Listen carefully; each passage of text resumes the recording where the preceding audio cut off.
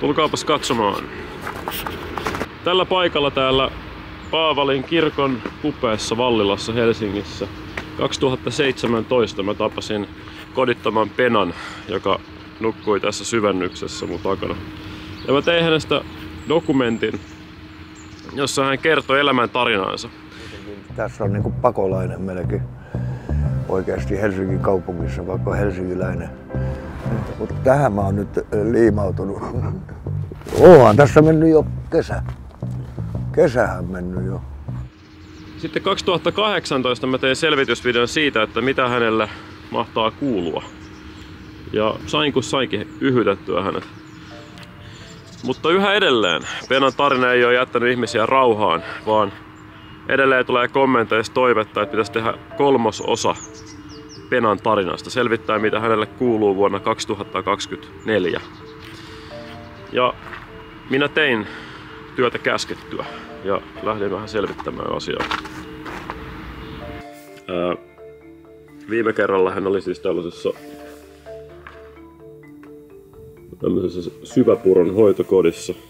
Syväpuron hoitokodissa Pena oli saanut oman huoneen ja eli melko idyllistäkin maalaiselämää. Mä ajattelin soittaa paikkaa ja kysyä, osaisiko he ohjata mut Penan jäljille. Syväpuro Kaarina Suutarinen. No, huomenta päivää. Tässä on Jaakko Keso ja mä oon Ylen toimittaja.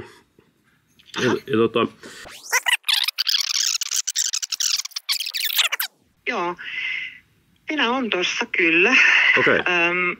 Haluaisitko jutella sen kanssa? No, jos se on mahdollista, niin joo, kernaasti. Mä voiko sä soittaa 5 minuutin päästä, niin joo. Mä käyn tuolta. Kiva, totta kai. Silleen. Joo, hyvä tehdä niin. Hei. Moi. Hei. Odotellessani mä kuulin mun työpisteen viereisestä yhdyskäytävästä kummallista mekastusta. Se oli tämmönen omituinen mies riehumassa. Mitä täällä tapahtuu? Tunnistit sä äänen vai miten sä osasit tehdä? Tää on vähän vessakeskustalla. Vai, hauska lähteä. Vai. Niin, siis silleen, että omassa kuplassa. Niin. En voi... Sitten 5 minuuttia oli kulunut ja oli taas aika soittaa. Syväpuro Kaarina Suutarinen. No moi, tässä on Jaakko taas. Noniin, hei, tuu Pena, hei, tuu tänne.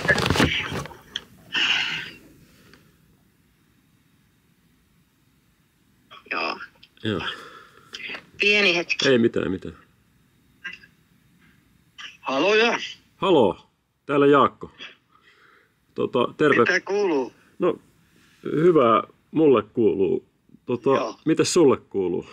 No, tässä on mennyt sellainen niin kuin välillä hyvin ja välillä menee vähän huonommin, mutta kumminkin elossa ollaan. Mitä sä oot mieltä, jos mä tulisin käymään siellä taas, siellä Syväpurossa? Mulla tulee ihmeessä vaan. Kiva nähdä olisi, joo. Joo. No hei, mä voisin tulla käväsemään. Mut hei Pena, mahtavaa kuulla, että sä oot vielä elossa ja hyvissä voimissa, kehon ja hengen voimissa. Joo, ja kiva kun soitit ja tervetuloa. Mahtavaa. Mun ensimmäinen ajatus ja iloinen yllätys oli, että vaikka aika olikin kulunut noin paljon, hän oli mun mielestä eläväisemmän oloinen kuin viime kerralla. Sä näytät... Joo. Terve. Terve, kiva nähdä. Sä näytät elinvoimaiselta. Joo. Hyvinvoivalta. Tällä kertaa joo. Joo, mulla on kyllä puhuttava. Penan lisäksi vastaan tuli puhelimeen vastannut Syväpuron työntekijä Kaarina Suutarinen. Voitko kertoa, että mihin me ollaan matkalla? Joo. Me kohta saavutaan Syväpuron hoitokotiin, eli Syväpuron hoitokoti on täällä Liljendaalissa. Ja siellä asuu tällä hetkellä 30 asunnotonta ihmistä, jotka on niinku tilapäisesti meillä siellä. Ja Lounasaika oli alkamassa pian meidän saapumisen jälkeen, mutta Pena esitteli vielä pikaisesti hoitokodin idylliset tilukset. Terve! Ollaankin tuttuja. Mennään kanalla tässä. Tämä paikka tarjoaa tervehenkisiä aktiviteetteja, aina saunan lämmittämisestä tilan Shetlandin ponien kaitsemiseen ja sairaanhoitopalveluista keskusteluapuun. unohtamatta tietenkään 3 päivän aikana säännöllisesti tarjottua ateriaa. Älä pistä enempää. Mitä sulla siellä on? Silikokarnea. Aha. Ennen kaikkea hoitokoti tarjoaa vakautta keskellä huteraa elämäntilannetta. Tänne niin tulee niin tämmöinen, mäkin tuun tuolta ydinkeskustasta, niin semmoinen totaalinen pysähtyminen elämän kanssa ja vähän katsoa, että mitä sitä oikeasti haluaa tehdä ja kaikenlaista on elämässä hyvää ja vastoinkäymisiä tapahtunut. Niin. No, haluatko vähän kertoa, että mitä on ollut, koska se vaikutat ihan niin hyvinvointiselta ja niin normaalilta. Joo, ja oon niinku... Mikä sulla mukaan on niinku ongelma? Kiitos siitä, oon mä tehnyt. Hyvin sanottu, että olen elänyt ihan tavallista elämää, tehnyt monta eri työtä. Viime vuodet, kun on tässä on parisuhteet muuttunut, paikkakunnat muuttunut, tullut eroja ja sitten tullut vähän voinut huonosti niiden takia ja sitten on niin kuin ollut sitä asunnottomuutta ja sitä jojoilua, että siellä sun täällä. Niin, mutta niin kuin hyvältä tuntunut tähän asti, että se on sitä tylsyyden sietämistä ja miettimistä, että mikä on se. Tässä kohtaa mikrofonin virta ikävästi loppu. Me oltiin keskustelemassa siitä, että jos elämässä samanaikaisesti riittävän moni asia menee pieleen, voi asunnottomuus asua oikeastaan kenen tahansa kohdalle. Palataan nyt kuitenkin pääaiheeseen, eli Penan kuulumisiin. Me mentiin hänen huoneeseensa istumaan alas haastattelua varten. Tämä on kaulahuivi. Niin semmoiset opiskelijatytöt, se oli kylmää syksyä Helsingin kadulla. Mä sanon, että kun palelee kovasti. Se oli jotain juhlivat, jotain ylioppilastyttöjä ne oli ja poikia. Ne sanoi, että kuule, jos sulla on kylmä, niin ota tosta tuori, pistä kaulallesi. Ja antoi semmoisen huovan vielä, minkä voin pistää sitten päälle, kun istun. Että se on niinku muisto semmoinen, niin kuin minä kiinnitän sen tuonne seinälle sitten, kun en mä noin isoa kaulaliinaa pidä kaulalla. Niin. Se on tuolla muistona se niitä tytöiltä ja pojilta. Siis ihmiset on ollut tosi uteliaita aina siitä, että mitä sulle kuuluu. Monet on halunnut siis vuosia ajan kuulla sun kuulumisia. Sitten pyysi ihmisiä kirjoittaa sulle terveisiä. Joo. Niin. Tässä on ihmisten terveisiä sulle. Voi kiitos. Tämä on hieno lahja. Tämä on kuule piristävä lahja. Siis tämmöinen oikea elämys. Joo, siis muun muassa Vilhelmiina kirjoittaa, että terveisiä paljon Penalle ja sydän tommonen emoji. Ja vuosien takainen dokumentti on jäänyt monien suomalaisten mieleen paljaudellaan ja rehellisyydellään. Dokumentti ei olisi ollut missään nimessä yhtään hyvä ilman Penaa. Toivon, että hän tiedostaa vaikuttaneensa tähän yhteiskuntaan ja tehneen jotain merkityksellistä avartaen kansalaisten ajatuksia kodittomuudesta. Tsemppiä tulevien vuosien koitoksiin. Se oli ihan piristävä. Sitten kaikkea hyvää Penalle, aivan ihana ukko.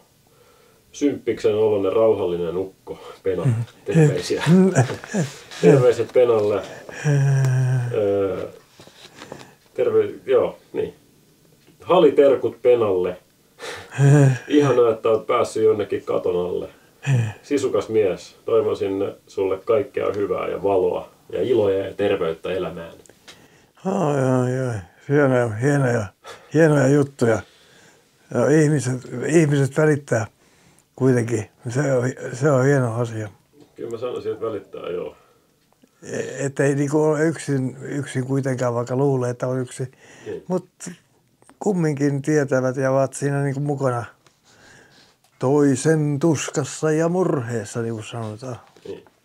Mitä sä ajattelet siitä, että aika monet ihmiset on nähnyt ne aiemmat dokumentit? Ja siinä mä katsoin niitä katselulukuja ja niitä oli joku niin kuin lähemmäs 400 000 ihmistä. Se on niin kuin ison kaupungin verran ihmisiä on kuullut sun tarinaa.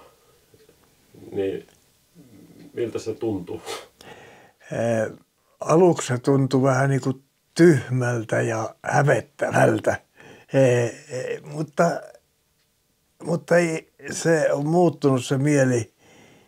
Ei se, ehkä se oli monellekin ihan opettava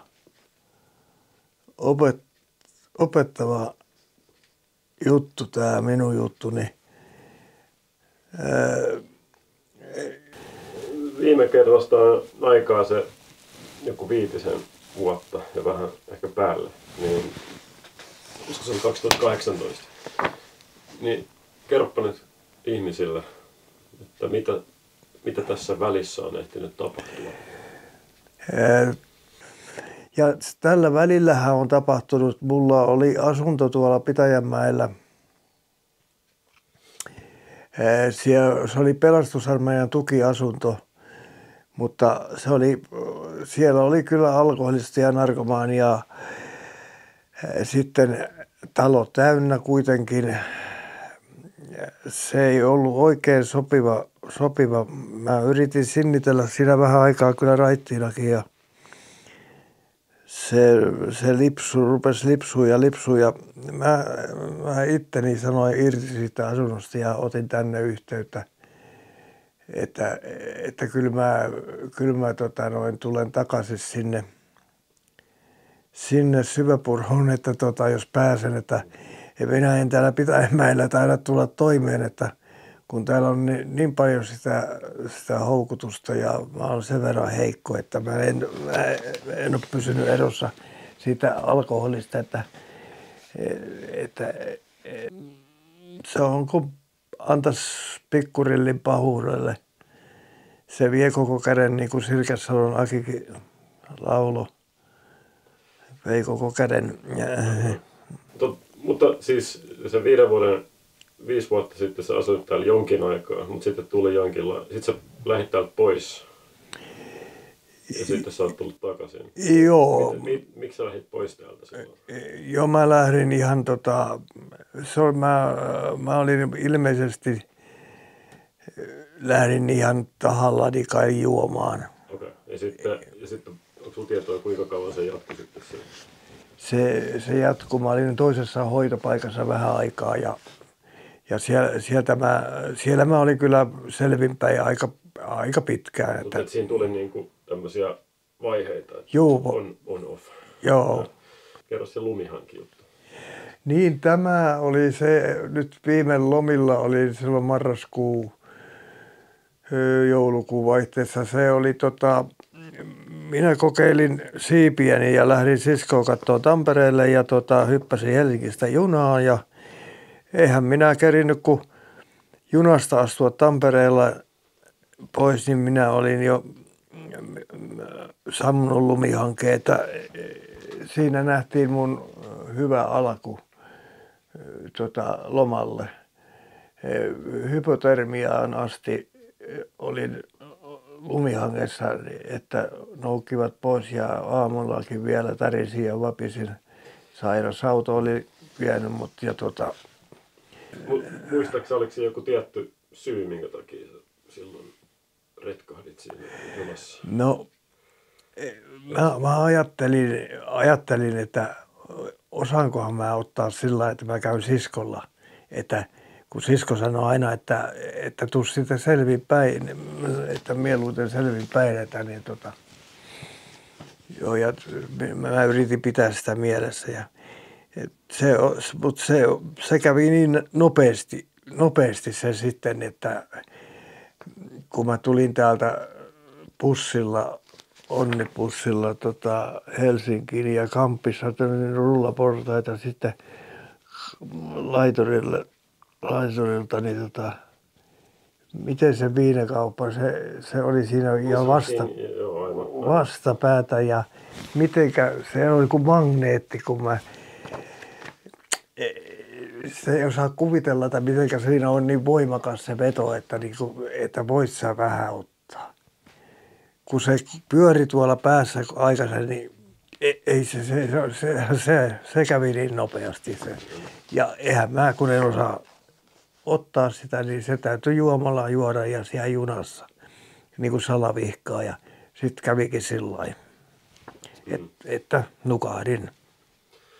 Se oli niin nöyryyttävä reissu ja semmoinen hävettävä tavallaan. Mä häpesin itteeni oikein kunnolla. Kun mä tulin takaisin, mun haettiin tuolta sairaalasta. Sitten loppujen lopuksi, kun mä menin sinne, oli kaikki arvot vähän sekaisin ja lääkkeet oli ottamatta ja kaikki. Se oli kova opetus mulle. Se oli niin kova kuritus, että kyllä kannattaa harkita seuraavaa siirtoa, että ennen kuin koskee siihen pulloon että tällaisia, ja talvisaikaa varsinkin, niin tapahtuu, että siinä olisi voinut olla viimeinen huikka se.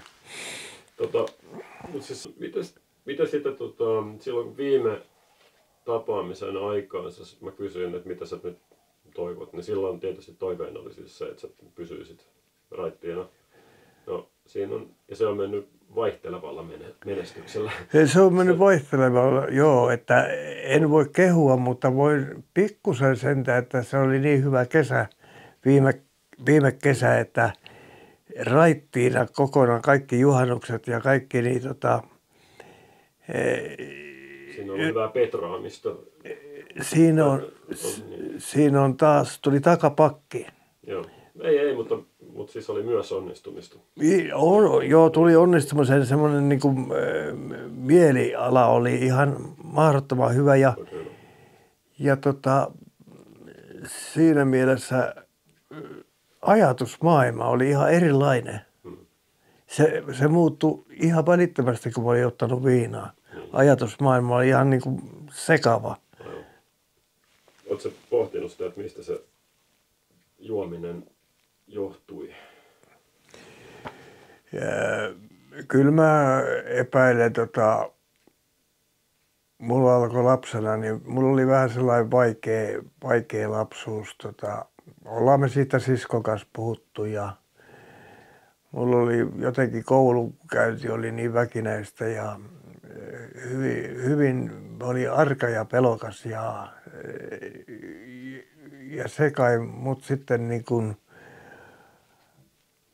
sitten rupesi niin nuorena jo maistaa sitä kiljukaljaa ja poikien kanssa mitä tehtiin, niin siitä se lähti, niin huomasikin, että tulee rohkeammaksi ja kaikki niin kuin, että mikään ei sureta enää, että nyt on hyvä mutta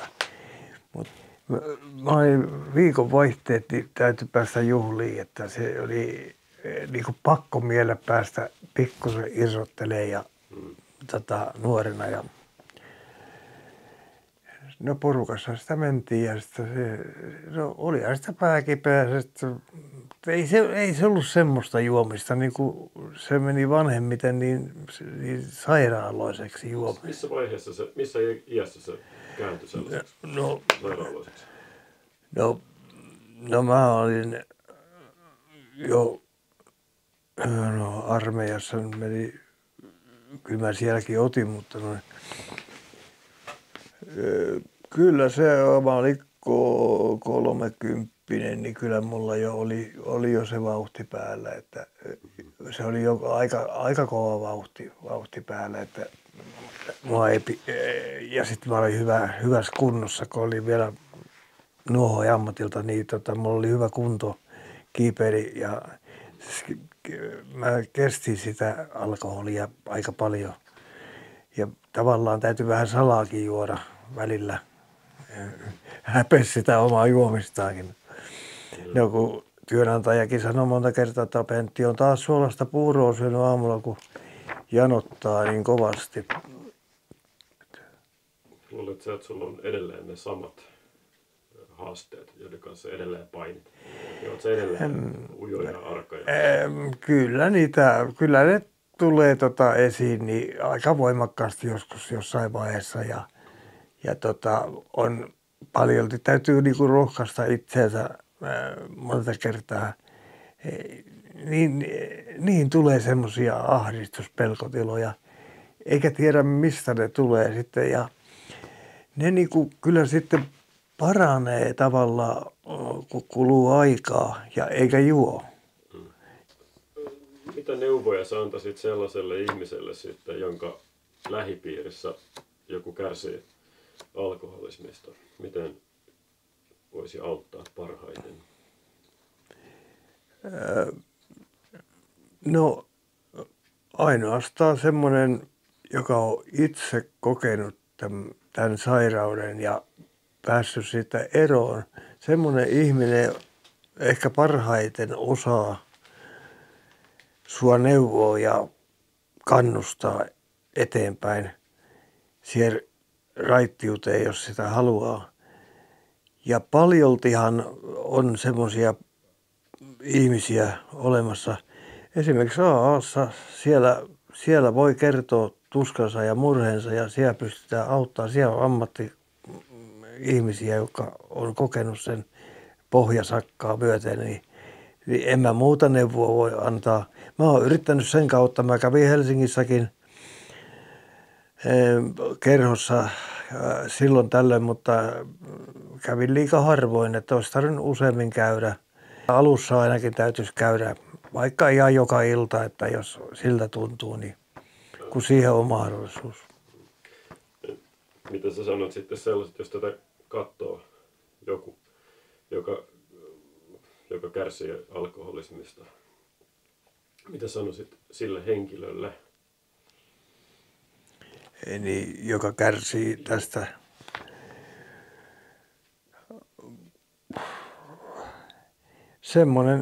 Semmoinen on siinä on vain kaksi vaihtoehtoa, joko tai että se juominen jatkuu tai sitten se loppuu kokonaan. Että siis sitä ei voi niinku hissutella, jos on alkoholisti, niin sitä ei sovi ottaa yhtä kaljaakaan. Se antaa sen kimmukkeen kuitenkin. Ja sitten porukassa, missä porukassa liikkuu, että ei ihan kaikkea porukkaa mene. Yrittää semmoisessa piirissä pyöriä, missä ei käytetä alkoholia. Ja semmoisissa harrastuksissa, niitä on paljon harrastuksiakin, joilla voi päästä eroon niistä pakkomielteistä, juomisen pakkomielteistä. Sitten toinen sun toive silloin viime tapaamisen aikaa olisi ollut se, että sä olisit voinut ehkä perhesuhteita rakentaa lapsiin ja näin. Ei joo. Onko siitä mitään päivitettävää? No siitä nyt ei ole tällä hetkellä kyllä, että Vilaukselta on tyttöä nähnyt ja pojan kanssa, nuoremman pojan kanssa pikkusen juteltu. Vanhemman pojan kanssa meillä ei ole minkäänlaista yhteyttä vieläkään, että ikävä kyllä, että suurin piirtein tiedän missä hän asuu ja olen miettinyt, että kirjoittaisiko vai mitä tekisi. Täytyy nyt tässä miettiä ja täällä on aika miettiä ja se olisi ihanaa tietysti, kun saisi lapsia yhteyden ja tosiaan halata heitä, että kyllä se omatunto on tämmöisellä juopollakin ja monta kertaa herkempi vielä kuin joka ei juo. Kyllä. Noissakin kommenteissa, terveisissä ihmiset sanoo, että Penaan vaikuttaa sympaattiselta ja niin kuin, kivalta tyypiltä. Niin sitten taas on miettinyt, että he, joiden vaikka isä on alkoholisti, niin sitten se kokemus taas alkoholisti isästä voi olla paljon muuta kuin sympaattinen ja kiva ja niin kuin tällaisia. Onko sun lapsilla syytä olla pahoillaan? Kyllä syytä, kyllä varmasti. Ei tarkoita, että onko sun lapsilla syytä olla niin kuin, että he pitää etäisyyttä suhun?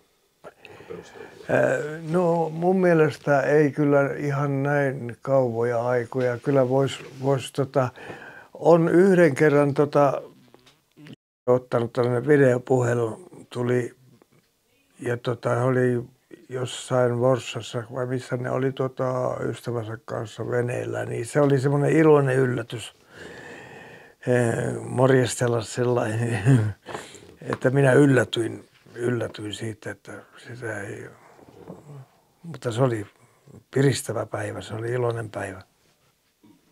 Mua kiinnostaa kuulla tuosta omasta tunnosta, että onko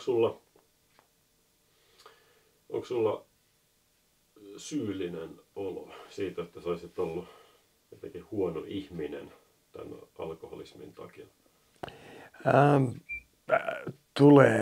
Tulee kyllä. Täytyy myöntää, että se itsesyytös, se on monta kertaa pilaa sen elämän ilon. Mutta se itsesääliin vaipuminen ja itsesyytös, se on vaikeaa ja sitten jos siihen käpertyy ja et saa unta ja on paha olla ja et tiedä mitenkä olisit. Mun kiinnostaa vielä kuulla, että mitäs tulevaisuuden suunnitelmat nyt? Me tuossa ennen kuin kamera kävi, sä puhuit vähän perunapellon. Joo, semmoista, mä sanon vaarin tai mummon mökkiä tai oikeasti semmoinen niin kuin joku mökki vaan, jossa on pikkusen maata, että sä voi vaikka pistää perunaa ja porkkanaa ja sillä se olisi ihan, ja siinä olisi sauna ja ei siinä tarvitsisi olla paljon tilaa, niin semmoista on haaveillut, että ihan vaikka maaseudulta, jossa on vaikka järvikin lähellä, kyllä niitä on kun osuisi paikalleen vaan, niin mutta saa sitä ihminen haaveilla ja kysellä ja tutkistella. Se olisi semmoista vapauttavaa, semmoista ja luonnon keskellä. Se sopii kyllä mulle ja auttaa raittiuteen kyllä varmasti. Uskoisin ainakin, että mulla on semmoinen luja tahto nyt olemassa kumminkin, että vaikka mä oon hävinnyt vähän näitä vetoja omassa tunnossani, mutta periksi mä en kuitenkaan halua antaa. Mä oon päässyt suht koht kuntoon ja onhan sitä haaveillut vielä tässä elämän kumppaniakin, että eihän sekään mahdottomuus ole vähän samaa ikäluokkaa, niin ei se ole mahdottomuus, jos tuossa pysyy raittiina ja reippaana, niin sekin ei ole mahdottomuus. Entäs lapsien suhteen luonnollisesti?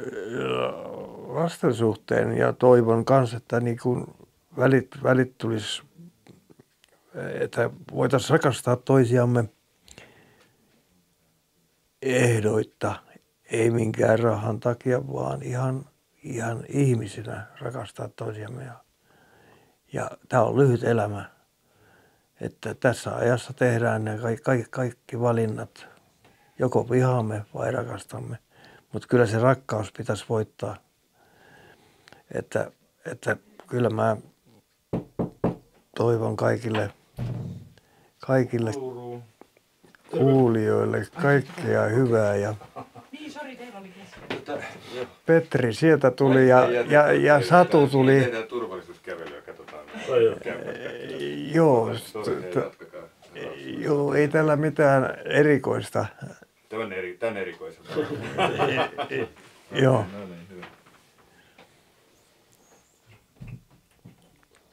Se katkesi se vastaus. Tuliko siihen vähän niin kuin sekaisin nyt, mutta... Niin.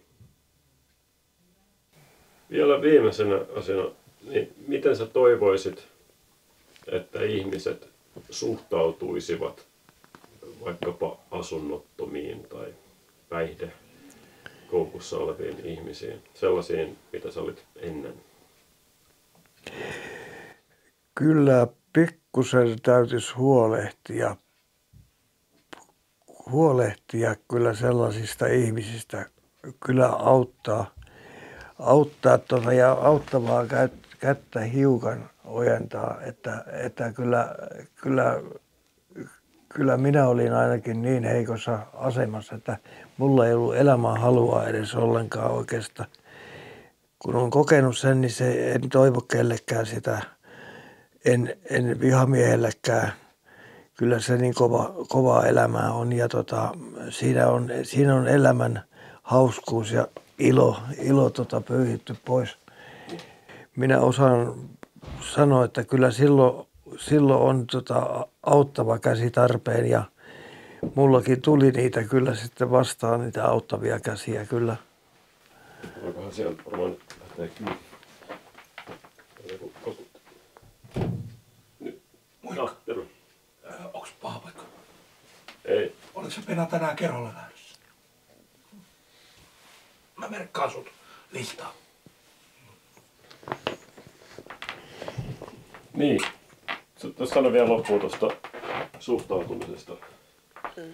Että Kyllä se hyvä on, että on semmoisia, jotka välittää oikein todellakin, että ei jättäisi ketään tonne ulos niin nukkumaan oma onnensa varaan rahattomana ja nälkäisenä, niin kyllä se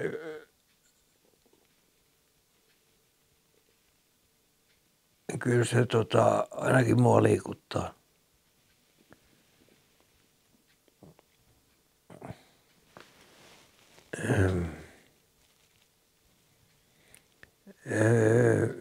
Ei sitä niin helposti itsekään kävele ohi. Mieluummin auttaa. mikä on paras tapa auttaa? No, menee vaikka jutteleen ja